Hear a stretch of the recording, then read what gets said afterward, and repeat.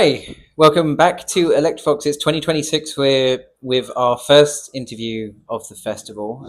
For some of you who've read my usual article of all the info before it happens, Nevada Hardware are the number one. I said, do not miss. So if you're watching this and you miss them, I'm deeply ashamed of you.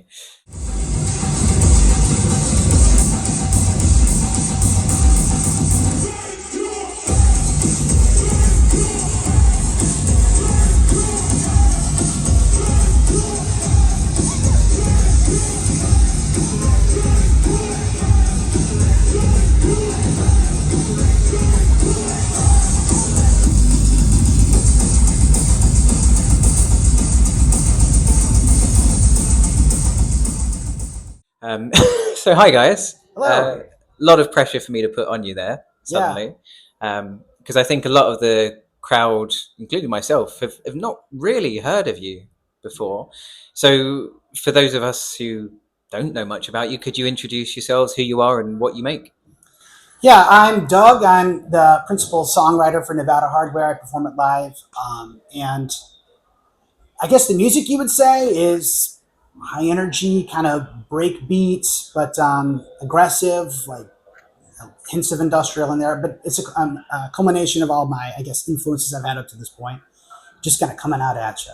And then we got Roybot here, Yep. or Nick Libertor, sorry. Yeah, Nick, but go by Roybot. Solo project is that name, but I do all of the live visuals for Nevada Hardware, all the video, also the graphic design, album artwork.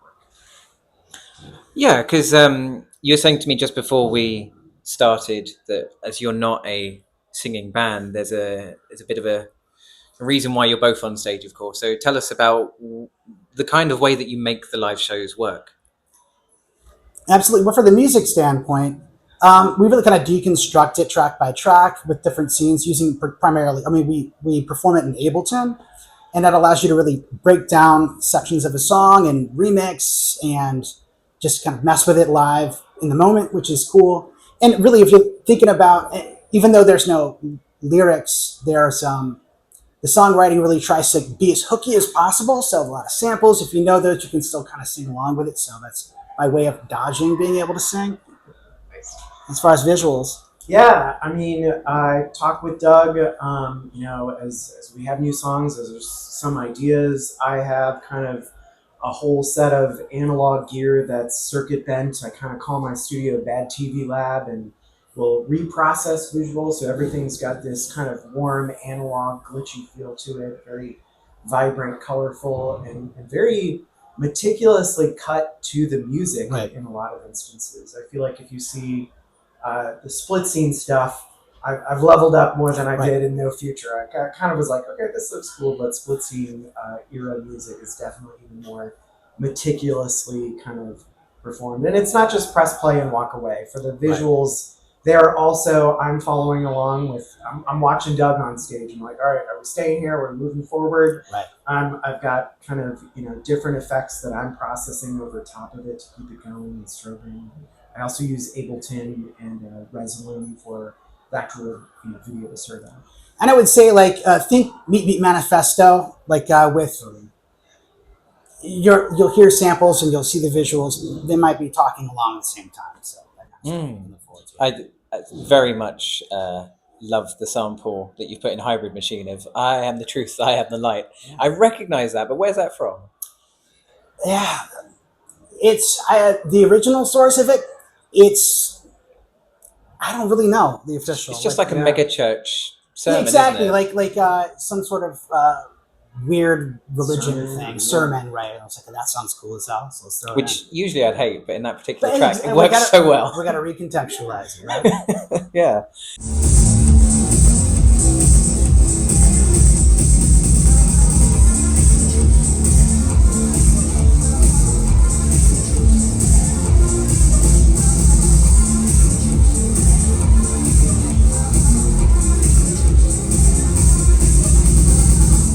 And because I know when it comes to putting on a live show like you do, there's a lot of trial and error if there's not a front man. as Right. it were. So have you had something that's happened during a live show that you've completely gone, crap, we need to change the way we do this from now on? Honestly, yeah. Particularly because, I mean, when you're paying your dues, right, you're playing to a cold floor, and it's rough to go, hey, how's everybody doing? And your beer won, you know? So we worked on doing like an intro. That's what that Hack the Planet song really was. It's just like, I got to do something to get the crowd going. And there's like a countdown in it, and it gets everybody amped up. The visuals are really cool. We have like a fun little intro that we go in front of that too. Yeah. But having that intro to do something to get people acclimated to about what they're going to see, I think is super important, and that's helped level us up performing live. Okay. Yeah, I'll also say I think early on I tried to do just more of a smattering of visuals for it, and after our first few shows, it was like, it can be bigger and better and more. I was learning even more about performing visuals, VJing with residents. So Right. that kind of was another step up early on. I want to say they'd only done like 3 or 4 shows where you were up Like there minimal with that video or music. nothing at all, which was happens sometimes. And was there like a moment where you both thought to yourself, yeah, this is what we want to be doing, this is working? Honestly, yeah. We both got together and worked on the video for Smash Cut, which was on the first CD, on the No Future CD, and meticulously cut through. We're like, okay, let's really dial in what it is we're looking to do. Because, I mean, when this band first came together, it was like, I don't know what I'm doing. I want to learn electronic music. I used to perform in rock bands for years. So making this transition over, I'm like, okay, well, what are we going to do?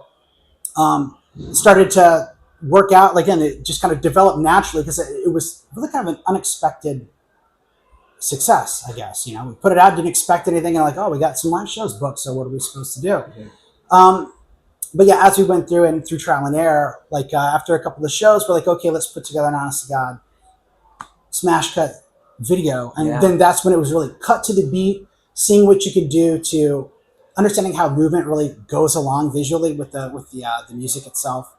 Yeah, I was thinking that same one. Right, and then that's where like let's do more of that because that seems to work.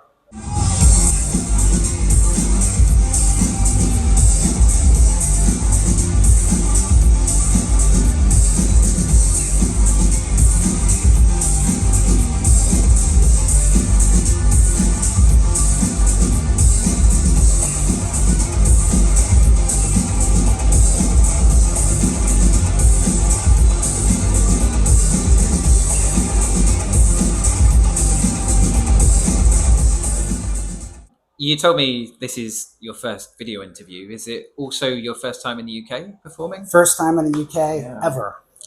So And I know you've only been at Resistance for a few hours then, technically, Yeah, apart right. from soundcheck. But how are you finding everything so far? Great. This festival has been fantastic to work with. Mark and Leighton have been great partners to work with, and it's been smooth. I mean, international travel is always Scary. scary, particularly nowadays.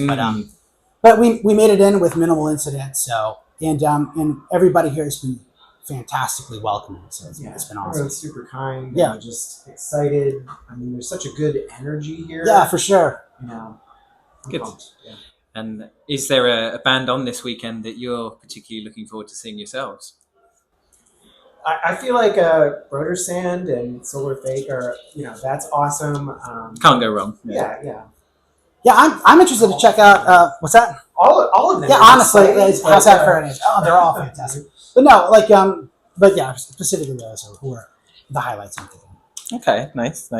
Now, a question I never usually ask, but Okay. Rick has asked about the name of your band. Now, for me, the first thing I thought when I saw the word Nevada Hardware was something out of Area 51 that's cool as shit. So, Fantastic. am I anywhere in the realms of right? I mean, ultimately, I would say yes, because there's nothing specifically that I'm trying to get at, right? Cool. It's something that I wanted to be, and particularly, I don't want so much you can encapsulate in a name that locks you into an expectation of sound. You see a name like Nevada, well, what could this guy sound like, right? So with that, but when you put that together with the visuals, and it's like its own thing, you know what I mean? So there's no hidden necessarily meaning to it. It's one of those things that, but it's going to hopefully memorable, right? Sound cool the next day? Yeah, it sounded cool the next day. It does. I suppose people get confused that obviously you're from Chicago and That's talk about that's the Nevada. thing. That's Yeah, the funny part there. yeah, Yeah, we're competing with actual hardware stores in the yeah, exactly. It hurts our SEO. Hopefully, at some point, someone will be like, "Can I buy a hammer here?" Yeah. Yeah, I tried to buy a fork from these guys. 1 star. Didn't Yeah. have it. Did not deliver. Okay. And before I start asking a couple of silly questions, what's next for you guys? So anything new in the works? We have some shows lined up. I mean, when I have a little more room to breathe, maybe some remixes for some people. I've been in talks with that, and then obviously if we can do another follow up in the future, it'd be great. We do have some shows coming up. We're playing with in Chicago. We're playing with ESA beginning of May, Yeah. which Very I'm good sure ESA is no stranger to this. Jamie's one of our very good friends. I was going to say, Yeah. and then we're playing Terminus in Calgary at the end of July. Those are the big ones that are on the horizon. Nice. Okay. Well, yeah, a couple of silly questions because I asked people for some questions and they did not take it seriously like they usually do. So a friend of mine called Garlic Bread, Okay. has asked, what's your favorite dinosaur? My favorite dinosaur?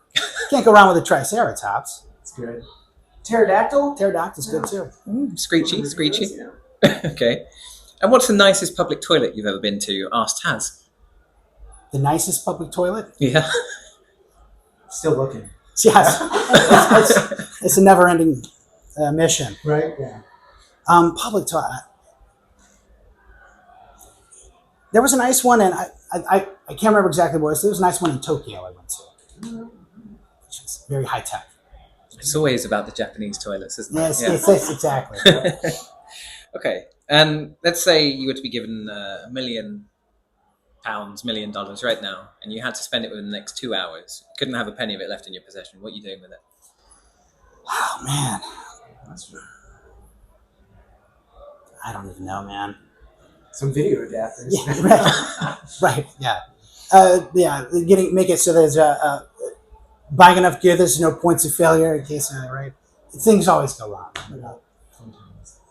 Just walk into a hardware shop. I'll open an actual hardware store. That's exactly. Go to Nevada. Yeah. Okay, nice. All right, just a couple of more serious questions Sure. then before we wrap up. So, have you faced any real sort of like challenges when it comes to this scene and making music and being part of it? The challenges, and again, I think that it's one of those things that's difficult because as there's not really a front man to this thing, it's where do you fit in? Because I think our stuff fits in on certain bills, but it's weird enough that I think sometimes it's hard to find that exact lane. But I think as it's gone on and more people are kind of open to it. I mean, we've played with pretty diverse lineups, and I think that's been. But nobody's really ever shut the door on us or treated us like we didn't belong there, which was cool. Mm-hmm. But yeah, and again, just trying to get the word out there. If you don't have like that online presence in person, like there's very, very few photos of me anywhere. Yeah. And because of that, have you had any like particular fan moments that are memorable yet? Or Honestly, it's crazy because this is my first time here. You put out a record, you have no idea. I mean, you have a general sense of how it's doing online, but to have people who have been into it like come up where we're out there, being like, "Oh, I'm here to see you now." It's like, this is amazing. Oh, good. Yeah. Please tell me you're playing a hybrid machine. What's that? Please tell me you're playing a Oh hybrid yeah, machine in your set. Absolutely going to be in there. Brilliant. Okay, and with the shows you've played so far, has there been like have you had like a best venue so far, and have you had like I wish we'd never played there kind of venue so far? Crucible is really great. Yeah, Crucible in Madison's a fantastic venue. The people who work there, they're and Matt Finale from Caustic and Clack books there a lot. So Matt, we've I mean, he's been a huge champion of our stuff early on, really put us on. So and I would say our third show ever, he had us up there to play open for Clack for their first live show in Madison for Crucible, which was an honor and it was awesome. I don't know if there's really any bad ones. None that have scarred me enough that I can recall. None that's worth getting sued over mentioning, right? Okay. And if you could make a cover of anything without ever having to worry about copyright, what would it be? Oh man, There Is No Law by Messiah. Okay. Yes. I guess it's already electronic though, so I mean, Yeah. what would you really do to it other than Just maybe crank it up. Right. make it even harder? Nice. Okay. And finally, do you have anything you'd like to say to your fans? Thank you so much for the reaction to Split Scene. I mean, there was that long gap. I mean, we put out No Future 7 years later. I'm like, man, is anybody even going to care? We put it out, and the response has been overwhelming across the board, and it made all the hard work worth it for sure. So thank you for the support. Nice. Okay. Well, thank you very much for joining me. Absolutely. And thanks everyone for watching. Bye.